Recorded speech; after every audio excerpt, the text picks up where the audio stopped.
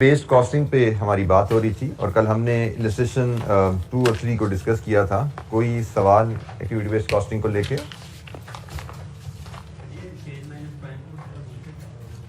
बेटा ज़िंदगी आसान करना ताकि हमें नीचे जाके दोबारा सेल्स और प्राइम कॉस्ट फिर ना लिखनी पड़े। तो मैंने इसके ऊपर ही सेल्स माइनस प्राइम कॉस्ट एक फिगर निकाल ली, क्योंकि मैंने प्रॉफिट कैसे निकालना है, sales minus prime cost minus overhead cost ऐसे ही करना है ना। तो सेल्स माइनस प्राइम कॉस्ट मैंने पहले ही टोटल करके निकाल लिया था। ना करो भाई, तेरा दिल नहीं चाह रहा था, क्यों मेरे पीछे पड़ा हुआ करते जी। एनी क्वेश्चन, कोई सवाल?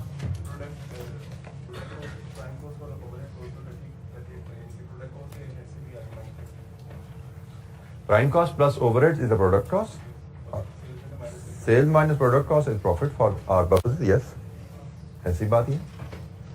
दोनों को इकट्ठा करके माइनस कर दें, दोनों को अलग-अलग माइनस कर दें, एक ही बात है जी। कोई और सवाल एक्टिविटी बेस्ड कॉस्टिंग को लेके?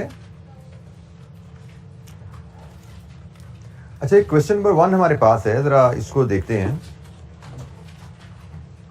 चैप्टर एंड पे question number 1।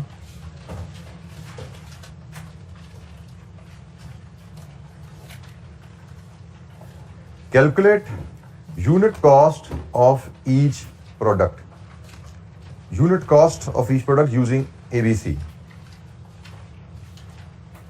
Giga Incorporation is at the leading edge of paint spraying technology.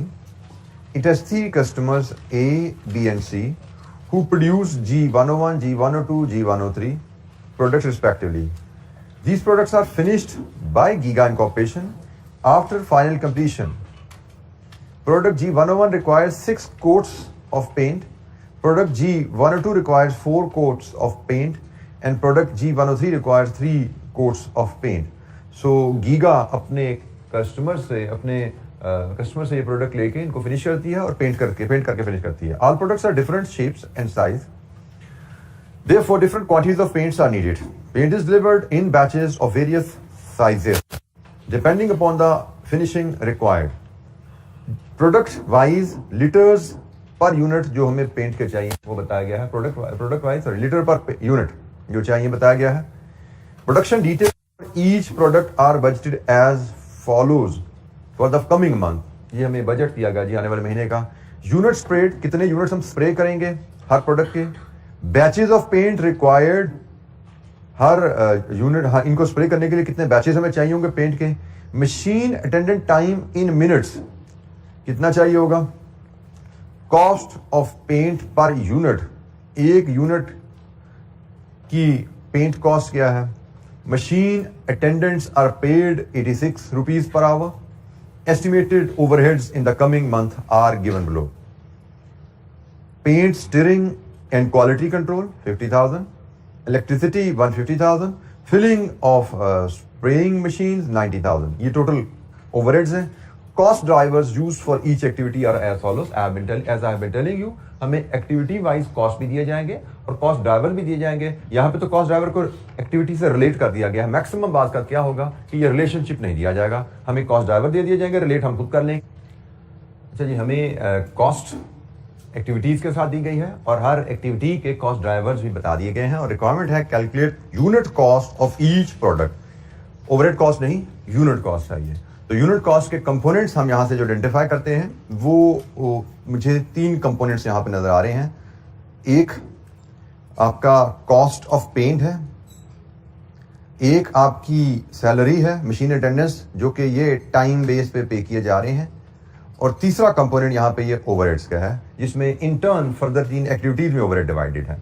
तो हमें हर प्रोडक्ट के लिए material cost, cost of paint per unit available है अलहदा से, मशीन का टाइम अवेलेबल है, रेट अवेलेबल है, यहां से हम मटेरियल प्लस लेबर हो जाएगा हमारा, और ये फिर ओवरहेड्स हैं जिनको हम इन कॉस्ट ड्राइवर्स की बेसिस पे प्रोडक्ट्स में तकसीम करेंगे। और हमने यही सीखा हुआ है कि हम टोटल कॉस्ट को प्रोडक्ट्स में तकसीम कर देते हैं, फिर टोटल ओवरहेड्स आते हैं, total overheads for each product आएगा, जिसको हम यूनिट्स प्रोड्यूस से, ये यूनिट्स प्रोड्यूस या यूनिट सेपरेट हमारे पास अवेलेबल है, हम उनसे डिवाइड करके कॉस्ट पर यूनिट पे जाते हैं। तो हमें 3 कॉलम में कॉस्ट पर यूनिट अरेंज करना है। क्वेश्चन नंबर 1,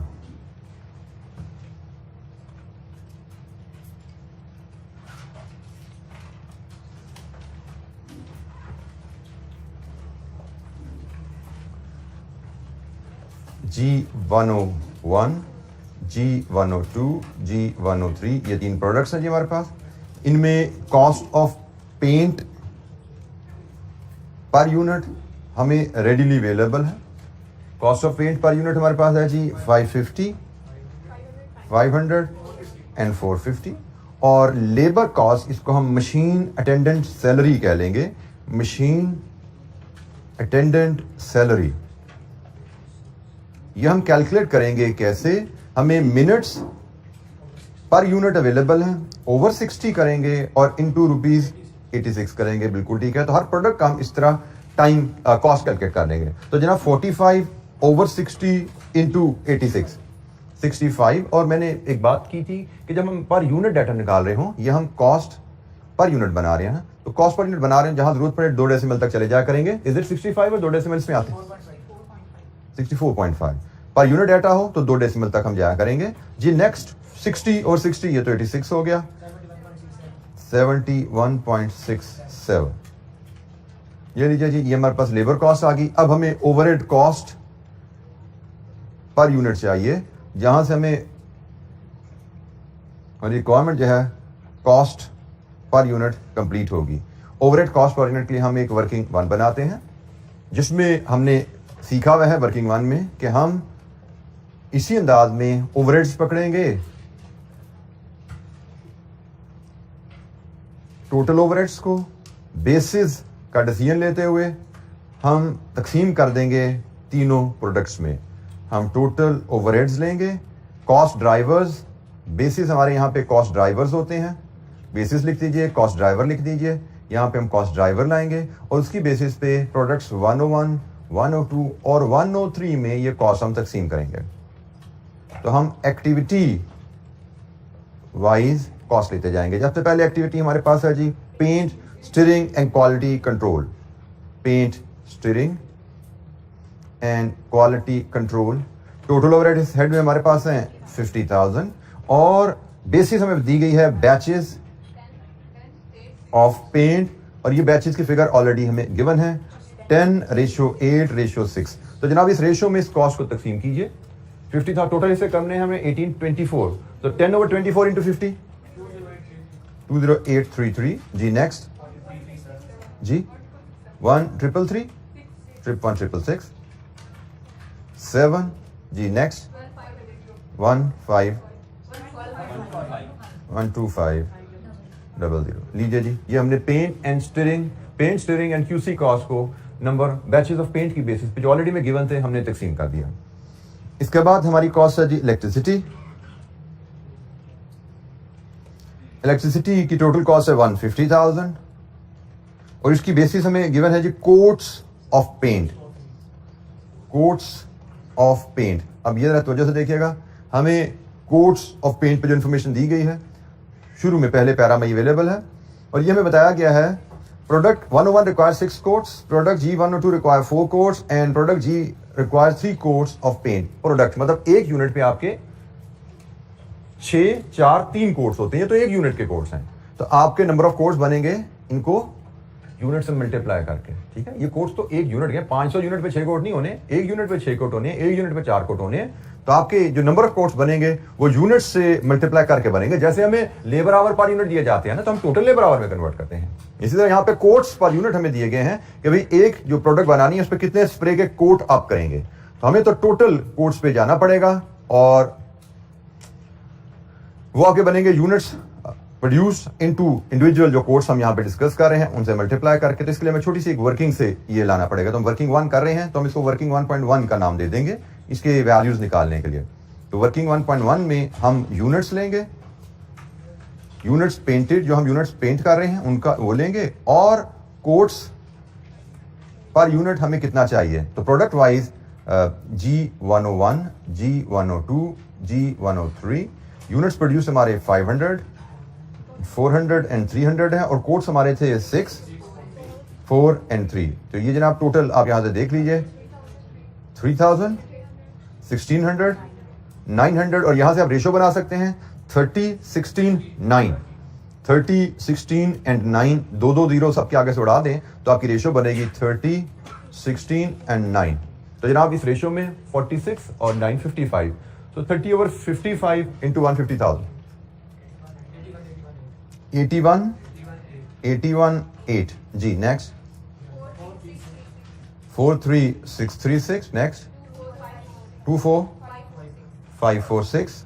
ये जी हमने इलेक्ट्रिसिटी कॉस्ट को number of coats of paint की बेसिस पे तकसीम कर दिया। हमें उसने कोट्स हर प्रोडक्ट के बताए हुए थे, हर प्रोडक्ट के जितने यूनिट्स बनाए उस हिसाब से हमने टोटल कोट्स हर प्रोडक्ट के बनाए और उन कोट्स की रेशो में हमने कॉस्ट को तकसीम किया। Next cost is filling of spraying machines. Filling of spraying machine 90,000 total cost है और इसका कॉस्ट ड्राइवर है लीटर्स ऑफ पेंट।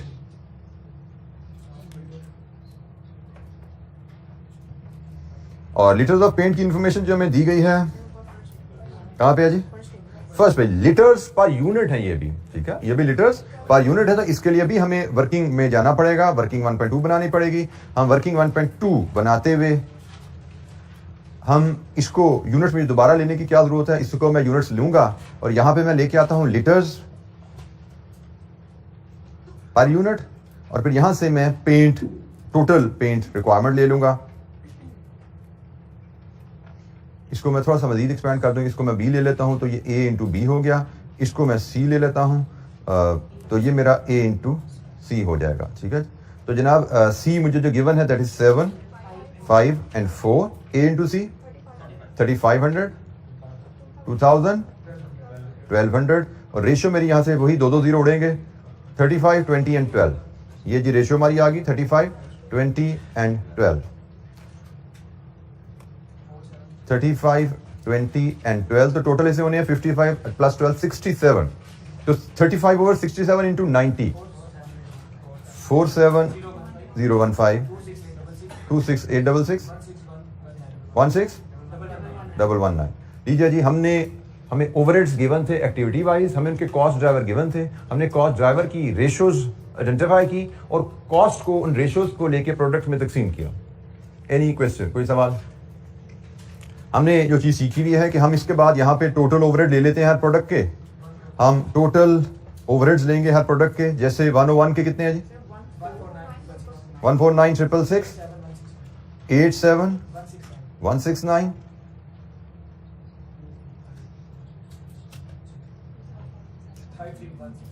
531,165। ये टोटल ओवरहेड्स आ गए हैं। हमने सीखा था हम टोटल ओवरहेड्स को डिवाइड कर देंगे यूनिट्स प्रोड्यूस के साथ। यूनिट्स प्रोड्यूस हमें गिवन है तो यहां से हमें ओवरहेड कॉस्ट पर यूनिट मिलेंगे जो हमें रिक्वायर्ड इंफॉर्मेशन है। तो यूनिट्स प्रोड्यूस हमारे हैं जी कितने? 500, 400, 300। तो यहां से जनाब डिवाइड कीजिए, आपको कॉस्ट पर यूनिट आएगी 299, 218। 2 डेसिमल लगाने ने भूलिए बेटा। पहले 217.92 पहली प्रोडक्ट का, ठीक है। 299.3033 जी। Last one 1.21। लीजिए जी ये एबीसी मेथड के तहत ओवरहेड कॉस्ट पर यूनिट हमारे पास आ गई। एबीसी मेथड के तहत ओवरहेड कॉस्ट पर यूनिट हमारे पास आई।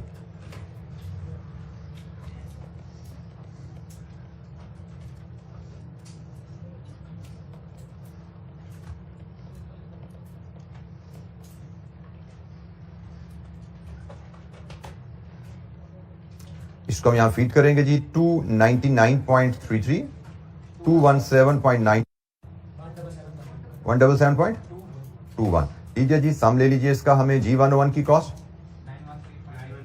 913.83, 803.92, 0.88। लीजिए जी ये हमारी रिक्वायरमेंट थी कॉस्ट पर यूनिट की, हमने इसको कंप्लीट किया। हमने प्रेजेंटेशन यहाँ पे वही फॉलो की जो हमने इलस्ट्रेशन में सीखी थी कि हम हर एक्टिविटी की कॉस्ट को, टोटल कॉस्ट को कॉस्ट ड्राइवर की बेसिस पे प्रोडक्ट में तकसीम करते हैं। फिर हर प्रोडक्ट के ओवरहेड टोटल करके उसके यूनिट प्रोड्यूस से डिवाइड करके कॉस्ट पर यूनिट ले आते हैं। अब अगर आप खुद सवाल नहीं करेंगे और आप आंसर का ऑडिट करने जाएंगे तो just let me share the answer जो एग्जामिनर ने किया हुआ है। उसने इसको एक लेंथी वे में प्रेजेंट किया गया है। मतलब जरा फॉलो कीजिएगा, जस्ट पेंट की कॉस्ट उसने हमारी तरह निकाली, लेबर की कॉस्ट उसने हमारा तरह निकाली, लेकिन ओवरहेड की कॉस्ट उसने पर यूनिट हर आइटम के लिए अलग निकाली। अब हर आइटम के अलग निकालने के लिए उसने हर आइटम के लिए अलग वर्किंग की हुई है कि भाई इसकी कॉस्ट की पर यूनिट क्या है, इसकी टोटल कॉस्ट ली, इसको यूनिट से डिवाइड किया, फिर दूसरी कॉस्ट टोटली इसको यूनिट से डिवाइड किया, तीसरी कॉस्ट टोटली इसको यूनिट से डिवाइड किया, विच इज इनएफिशिएंट। हमें हर कॉस्ट को हर दफा यूनिट से डिवाइड करने की जरूरत नहीं है। हमने जैसे सोल्यूशन में बनाया, आंसर वही है जो हमारा आया है, वही आया है इसका आंसर, लेकिन हमने इसको क्या किया कि तमाम कॉस्ट को इकट्ठा एक दफा करके एक दफा डिवाइड किया। तो ये छोटी छोटी सी बातें होती हैं जो एग्जाम में आपकी एफिशिएंसी के लिए अहम होती हैं कि आपको प्रिंसिपल पता हो और आप उस मेथड को परफॉर्म करने के आदी हो। और अगर आप सोल्यूशन देखने के आदी हो तो आप ये सोल्यूशन पढ़ोगे, आपको लगेगा शायद कोई नया तरीका आ गया है, ये भी कोई तरीका होता है शायद एबीसी को हैंडल करने का जो सर ने नहीं बताया, तो चलो इसको भी याद कर लो, अब उसको भी याद कर लोगे। आप समझो कि शायद दो तरीके होते हैं एबीसी के, और एग्जाम में then you may get confuse कि भाई कौन सा फॉर्मेट लगाना है, जो सर ने सिखाया था वो लगाना है, जो किताब में देखा था वो लगाना है। सो हमारे यहाँ पे फॉर्मेट्स की फ्लेक्सिबिलिटी होती है। दोनों मैथड ठीक है, जो बुक में मिला हुआ है मैथड में वो भी ठीक है, जो मैंने परफॉर्म किया वो भी ठीक है, as long as answer are the same. तो आंसर सेम हमारे मैथड दोनों एक्सेप्टेबल है, दोनों ठीक है।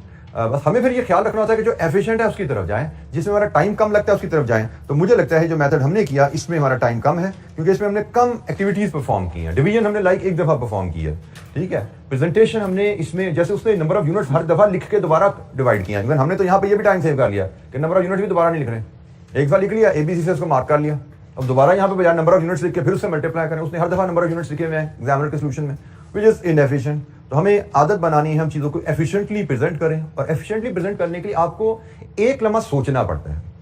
हमें जो जल्दी होती है, अभी टेस्ट पे हमारी डिस्कशन होनी है, जो टेस्ट हुआ हमारा उसमें जो मेरी जनरल फीडबैक बच्चों से हुई, टेस्ट वाज वेरी इजी, लेकिन जनरल फीडबैक जो बच्चों को हुई कि बच्चों को पढ़ के सोचने की आदत नहीं है, जिसकी वजह से सवाल को समझने में दिक्कत हुई और फिर उसका स्ट्रक्चर बना के प्रेजेंट करने में दिक्कत हुई। जब डिस्कशन हुई तो पता लगा रीजन यही, पढ़ा नहीं था सवाल बस एक सा पढ़ा फटाफट लिखने की है, जिसमें मैं बार बार आपको एम्फसाइज करता आ रहा हूं कि भाई पढ़ो, सोचो। आप एक दफा सोच के कि what is efficient way of presentation, शायद सोचते आप 10 सेकंड या 15 सेकंड हो, लेकिन वर्किंग में आप 2-3 मिनट बचा जाते हो। आप जल्दी में कि मैं सोचूंगा बस फटाफट लिखना शुरू करूं, उस चक्कर में लिखना शुरू करते हो और 2-3-4 मिनट जाया कर देते हो, इनएफिशिएंट फॉर्मेट की वजह से, इनएफिशिएंट मेथड की वजह से। तो always try to read again and again and think before you start writing. Structure exam solution का दिमाग में बना लिया करो, क्या फॉर्मेट होगा, क्या कॉलम होंगी, क्या रोज होंगी, how can I improve on the efficiency. 10-15 second सोचोगे तो आपके जहन में कोई ना कोई एफिशिएंसी का मेथड आ जाएगा। और अदरवाइज ये सोच आपको, फिर मैं कह रहा हूं कि घर से आपको लेकर चलनी है। जो सोल्यूशन आपको जरूरी नहीं कि 5 पेपर्स मिले वो एफिशिएंट सोल्यूशन हो, आपको खुद सोच के एफिशिएंट मेथड क्या है, खुद सोच के सोल्यूशन का फॉर्मेट डिवाइस करके देन सोल्यूशन प्रेजेंट करके आगे चलना है। जितनी इस चीज की आदत बनाएंगे उतनी इंशाअल्लाह आपकी तैयारी बेहतर होती जाएगी एग्जाम के लिए, क्योंकि मैं आपको पहले भी कह चुका हूं, एग्जाम में अपने आप को उन चीजों के लिए तैयार करो जो एग्जाम में आपने फेस करनी है।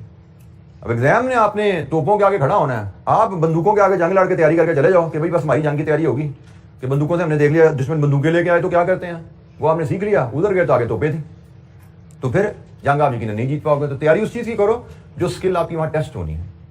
तो जो स्किल आपकी टेस्ट होनी है वो क्वेश्चन की रीडिंग स्किल है, वो क्वेश्चन की अंडरस्टैंडिंग स्किल है, वो क्वेश्चन की प्लानिंग स्किल है, उसके बाद सॉल्व करना है। तो आप रीडिंग, प्लानिंग, अंडरस्टैंडिंग को सब स्किप कर देते हो सोल्यूशन देख के, आपको सिर्फ रह जाता है आता गया कि भाई सोल्यूशन के स्टेप्स हमें बता दिए जाए तो हम बड़े अच्छे कर लेते हैं। तो एग्जाम में इसका क्या फायदा, एग्जाम में तो आपको कोई स्टेप्स नहीं बताएगा कि किन स्टेप को फॉलो करके आपने क्वेश्चन हल करना है, ठीक है। तो क्वेश्चन अनसीन आने हैं, have a strong belief on this, unseen ही रहेगा और हमें उसी के लिए तैयार होना है।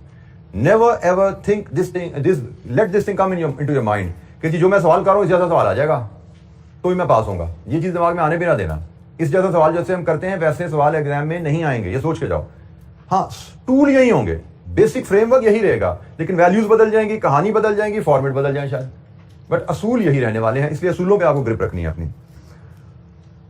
अच्छा जी, इसमें मेरे जहन में जो कि हम जब मैं प्लानिंग कर रहा था उस वक्त मैंने सोचा था मैं क्वेश्चन नंबर 3 आपसे शेयर करूंगा, लेकिन मैं जब क्वेश्चन 3 को लेटेस्ट स्टेज पे पढ़ा था तो वो तो मुझे कॉपी लगा इलस्ट्रेशन 3 का।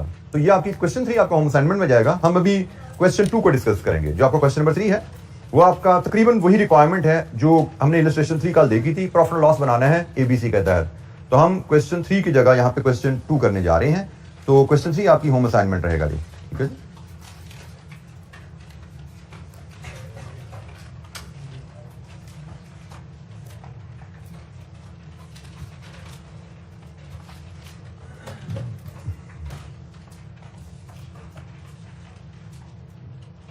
रिजवान इंडस्ट्रीज का सवाल है जी। इसका सबसे पहले हम रिक्वायरमेंट पढ़ते हैं सवाल की।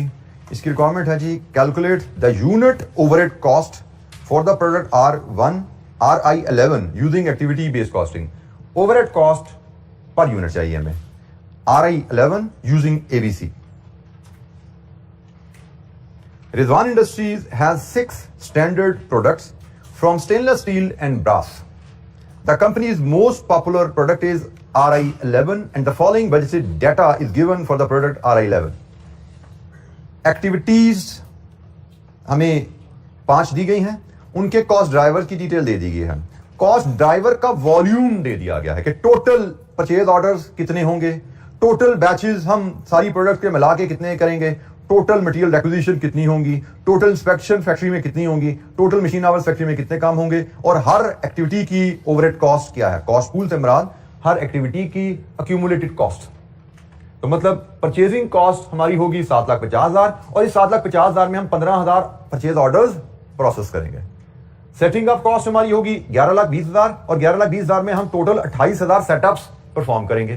तो ये जी हमें पूरी फैक्ट्री की इंफॉर्मेशन RI11 से रिलेटेड इंफॉर्मेशन दे दी गई है। Rizwan manufacturing industries data relating to RI11 for the month of July. ये डाटा था ईयर का, ठीक है जी, ये था ईयर का डाटा और अब हमें गिवन है मंथ का डाटा जुलाई का। जुलाई में क्या हुआ जी, purchase order 25, output in units 15,000, production batch size in units 100, material requisitions per batch 6, inspection per batch 1, machine hour per unit 0.1। हमसे कहा गया जी ओवरहेड कॉस्ट पर यूनिट बनाओ। हमने ये ओवरहेड्स हैं जी सारे, हर ओवरहेड कॉस्ट की इस कॉस्ट ड्राइवर की बेसिस पे पर यूनिट कॉस्ट निकालनी है। हमने पर यूनिट कॉस्ट निकालनी है इस केस में। और यहां पे अब चूंकि ऐसा नहीं है कि हमने ओवरहेड को प्रोडक्ट्स में डिवाइड करना, ये सवाल को जरा समझा करो। अभी तक हम क्या करते आए थे, मल्टीपल प्रोडक्ट्स होती थी, हम ओवरहेड को प्रोडक्ट्स में डिवाइड कर देते थे और फिर यूनिट्स प्रोड्यूस से डिवाइड करके हम ओवरहेड कॉस्ट पर यूनिट ले लेते थे। बट अब ऐसी कहानी नहीं है। अब ओवरहेड को आपने प्रोडक्ट्स में डिवाइड नहीं करना, अब आपने ओवरहेड को कैलकुलेट करना है इसी प्रोडक्ट के लिए for the month of July. अब for the month of July इसी प्रोडक्ट के लिए आप ओवरहेड कैलकुलेट करोगे और फिर उसके ओवरहेड को डिवाइड कर दोगे यूनिट प्रोड्यूस से, फिर कॉस्ट पर यूनिट आएगी। ठीक है, तो थोड़ा सा सोल्यूशन बदला है, हम ओवरहेड को डिवाइड नहीं करने जा रहे, हम सिर्फ इसी प्रोडक्ट के जुलाई के महीने के ओवरहेड कैलकुलेट करने जा रहे हैं। तो वो ओवरहेड हम कैसे कैलकुलेट करेंगे, जरा फॉर्मेट जरा थोड़ा बना लेते हैं, फिर हम बात करते हैं। वैसे तो इसमें क्या फॉर्मेट होना, एक ही प्रोडक्ट है। हम क्वेश्चन नंबर 2 की बात कर रहे हैं। हमारे पास ओवरहेड्स के जो आइटम्स हैं, हम उनकी एक्टिविटीज यहां पे आइडेंटिफाई कर लेते हैं। हमारी एक्टिविटीज क्या है, purchasing order cost, purchasing cost, setting cost, material handling cost, inspection cost and machining cost. ये जी हमारे पास कॉस्ट है। और अब हमने हमारे पास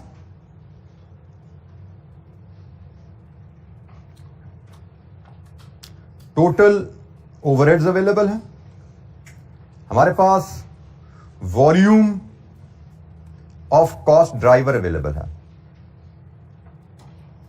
इसकी प्रेजेंटेशन थोड़ी सी मैंने जैसे कहा फर्क होने वाली है, तो इसकी बेसिस पे हम पहले ओवरहेड पर कॉस्ट ड्राइवर डिटरमिन कर लेंगे, फिर आगे चलते हैं। जरा डाटा लाइए जरा।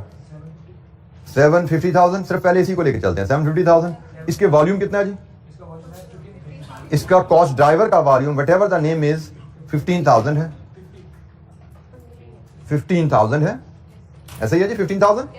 कॉस्ट पूल 750,000 और इसका कॉस्ट ड्राइवर परचेज ऑर्डर्स हैं जो टोटल है 15,000। मतलब हमने परचेजिंग कॉस्ट में 7,50,000 का खर्चा करके 15,000 परचेज ऑर्डर्स प्रोसेस किए हैं। तो कॉस्ट पर ड्राइवर मतलब इसको डिवाइड करें तो 50, हमारी जो कॉस्ट पर ड्राइवर आ रही है वो 50 है।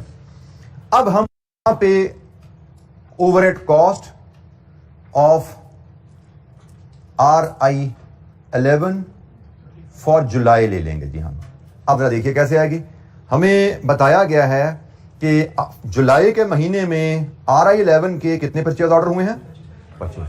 तो रेट हमारे पास आ गया, तो 25 × 50 आप इसमें अगर एक स्टेप में अगर और डालना चाहूं तो मैं यहां पे और डाल देता हूं।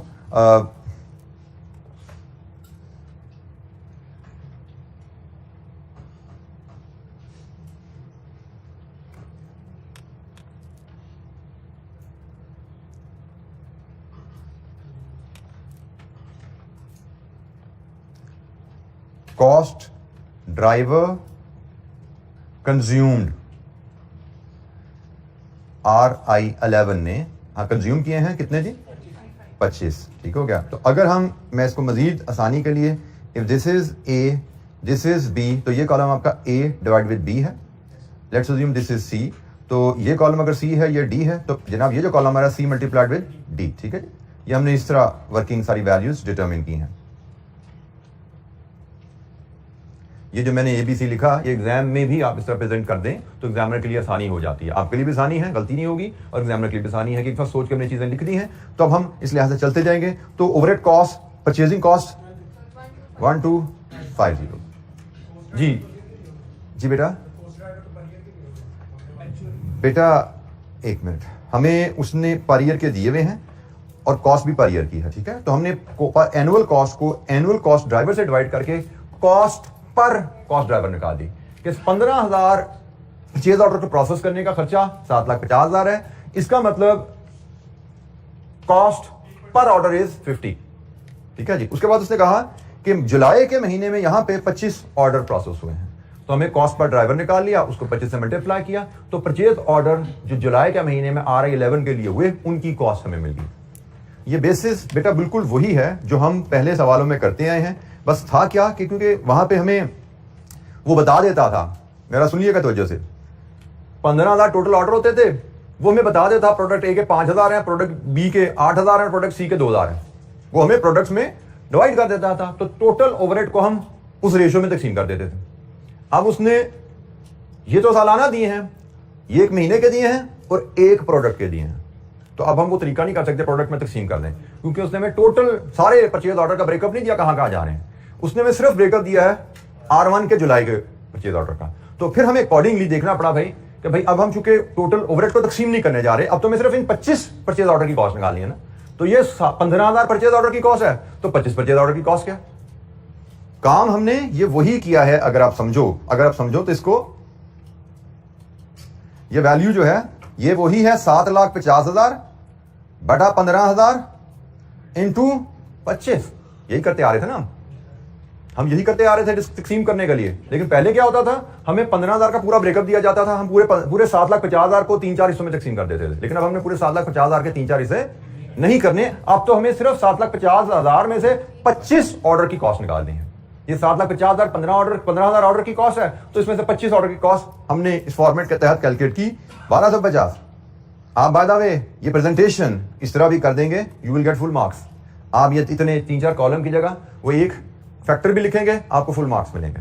ठीक है, लेकिन मैंने ये पूरे जरा इसलिए बनाया कि कॉन्सेप्ट आपको जरा दोबारा इस अंदाज के सवाल को देखने में भी क्लैरिटी आ जाए कि भाई वही कॉन्सेप्ट है लेकिन इस तरह भी प्रेजेंट किया जा सकता है, तो इसलिए मैंने थोड़ा डिटेल कैलकुलेशन में की है। Otherwise this is equally good calculation. इससे 1250 निकाल के दिखा दो, फुल नंबर है आपके। एक और कॉस्ट डील करते हैं, फिर बात मजीद करते हैं। Setting up cost, setting up की एनुअल कॉस्ट हमें बताई गई है जी 11,20,000, और साल के टोटल सेटअप्स बैचेस बताए गए हैं, बैचेस 28,000। तो यहां से कॉस्ट पर बैच निकाल लो 40, this is cost per batch. और फिर हमें बताए गए हैं कि नहीं बताए गए? हमें नहीं बताए गए।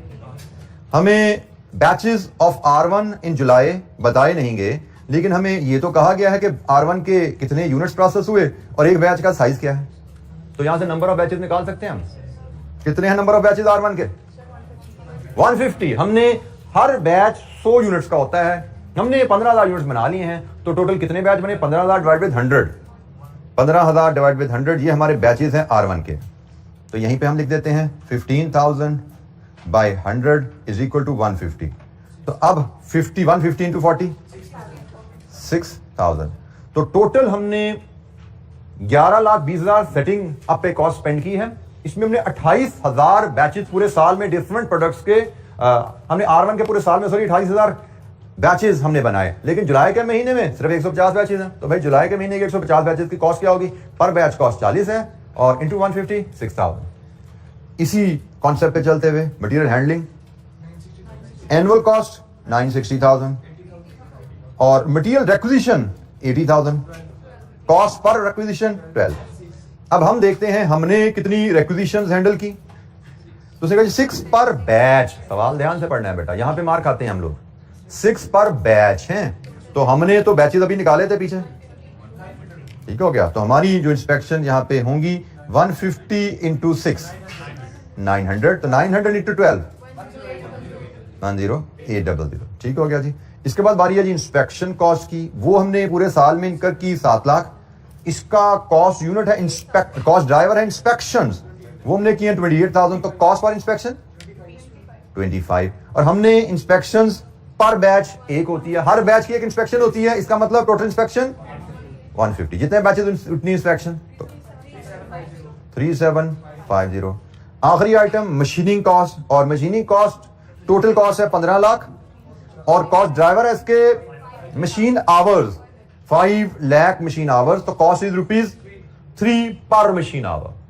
तो अब देखिए जुलाई के महीने में RI11 पे कितने मशीन आवर लगे, उसने बताया जी मशीन आवर पर यूनिट 0.1 लगता है, तो हमने तो बनाए हैं 15,000 यूनिट्स इन 2.1, हमारे 1500 आवर लगे, तो 1500 इंटू 3 4500। लीजिए जी हमने जुलाई के महीने में RI11 पे टोटल ओवरहेड्स कितने लगने बनाए, तो ये जनाब टोटल ओवरहेड्स ऑफ RI11 कितने हैं जी सम की 26300। ये हमारी प्रोडक्ट के जुलाई के महीने के टोटल ओवरहेड्स हैं। इसको हम एज यूजुअल डिवाइड करेंगे यूनिट्स प्रोड्यूस से, क्योंकि हमें ओवरहेड कॉस्ट पर यूनिट चाहिए, जो क्या है जी 15,000 से डिवाइड किया तो 1.75, ये आपका जी रुपीस पर यूनिट आ गया, ये आपकी ओवरहेड कॉस्ट पर यूनिट आ गई जी। ये हमारी रिक्वायरमेंट थी, ओवरहेड कॉस्ट पर यूनिट। अब आपने एक चीज जो नोट की कि हमने इस अंदाज की रिक्वायरमेंट पहले नहीं देखी थी, लेकिन रिक्वायरमेंट बदलने का मतलब ये नहीं होता कि हम सवाल नहीं कर सकते, हमें सिर्फ एक दफा एक्स्ट्रा पढ़ना पड़ता है और सोचना पड़ता है कि भाई हम करना क्या चाह रहे हैं, हमें कैसे लेकर चल रहे हैं। तो अगर आप एक दफा एक्स्ट्रा रीडिंग देते हो और थोड़ा सा एक्स्ट्रा 1 आध मिनट सोचते हो, तो आपको ये चीज समझ आएगी कि भाई मुझे क्या कैसे लेकर चलना है। क्योंकि अब मैंने प्रोडक्ट्स में ओवरहेड को डिवाइड नहीं करना, अब मैंने सिर्फ एक ही प्रोडक्ट है उसके ओवरहेड्स कैलकुलेट करने हैं। और तरीकाकार अगर आपने थ्योरी पढ़ी हुई है तो एबीसी की थ्योरी में लिखा गया हुआ था, अब जरा देखो हम प्रैक्टिकली इसको अप्लाई और तरह करते हैं, लेकिन एबीसी की थ्योरी में लिखा गया हुआ था कॉस्ट एक्टिविटीज आइडेंटिफाई करो, कॉस्ट एक्टिविटीज का पूल बनाओ, कॉस्ट एक्टिविटीज के कॉस्ट ड्राइवर और उनका वॉल्यूम आइडेंटिफाई करो, फिर उनका रेट बनाओ, फिर consume cost driver consumed by each product, उसको मल्टीप्लाई करके ओवरहेड को ऑब्जॉर्ब कर लो हर प्रोडक्ट में। ये बिल्कुल वो स्टेप्स अगर आपने पढ़े हुए हैं तो 5 स्टेप्स ही परफॉर्म हुए। यहां पे हम क्वेश्चन नंबर यहां पे भी स्टेप्स ही परफॉर्म कर रहे थे, लेकिन यहां पे स्टेप्स हम जरा स्मार्टली परफॉर्म कर रहे थे। जैसे देखना हमारी ये paint and stirring and QC cost है, जिसका cost driver step number 1 activity identify करो, हो गई। स्टेप नंबर 2 कॉस्ट पूल बनाओ, इसकी कॉस्ट आ गई। Step number 3 cost driver identify करो, हो गया। और कॉस्ट ड्राइवर का वॉल्यूम भी देखो क्या है, तो ये कॉस्ट ड्राइवर का वॉल्यूम है ना, कितना है 10 + 8 + 6 24। अगला स्टेप क्या है, रेट निकालो। अगला स्टेप है रेट निकालो। रेट कैसे निकलता है, ओवरहेड डिवाइड बाय 24, ऐसा ही है। उससे आगे क्या है, मल्टीप्लाई करो कंज्यूम से, मतलब इंटू 10। हम यही करते आ रहे हैं ना, हम क्या करते थे 50,000 डिवाइड बाय 24 इंटू 10, तो वही तो कर रहे थे हम। 50,000 डिवाइड बाय 24 किया तो रेट आ गया, इंटू 10 किया तो कंज्यूम से मल्टीप्लाई हो गया, या डायरेक्ट कॉस्ट, ये हमारे पास कॉस्ट आ गई। बस क्या है कि हम प्रेजेंटेशन थोड़ी सी स्मार्ट कर रहे थे। यहाँ पे कॉन्सेप्ट वही है, वही 5 स्टेप जो हम यहाँ पे कर रहे थे, वही 5 स्टेप्स इस क्वेश्चन में भी परफॉर्म हुए हैं, बस रिक्वायरमेंट थोड़ी फर्क है, उसके हिसाब से हमारी प्रेजेंटेशन थोड़ी सी मॉडिफाई कर ली हमने। और यहाँ पे रिक्वायरमेंट्स आप प्रेजेंटेशन को मॉडिफाई करके आप इस तरह 1 फैक्टर में भी प्रेजेंटेशन कर दें, कोई हर्ज नहीं है, वो भी ठीक है। बट असल चीज है आपको कॉन्सेप्ट समझ होना चाहिए कि हम कर क्यों रहे हैं, कैसे कर रहे हैं।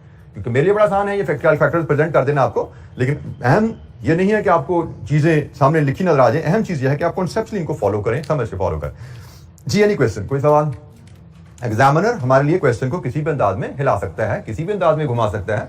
हमें स्टेप्स अगर मैं फिर बोल रहा हूं, अगर हमने किताब पढ़ी हुई है, नोट्स पढ़ी हुई है, 5 स्टेप्स हमारी ग्रिप है भाई, ये 5 स्टेप होते हैं एक्टिविटी बेस्ड कॉस्टिंग के थ्योरी में।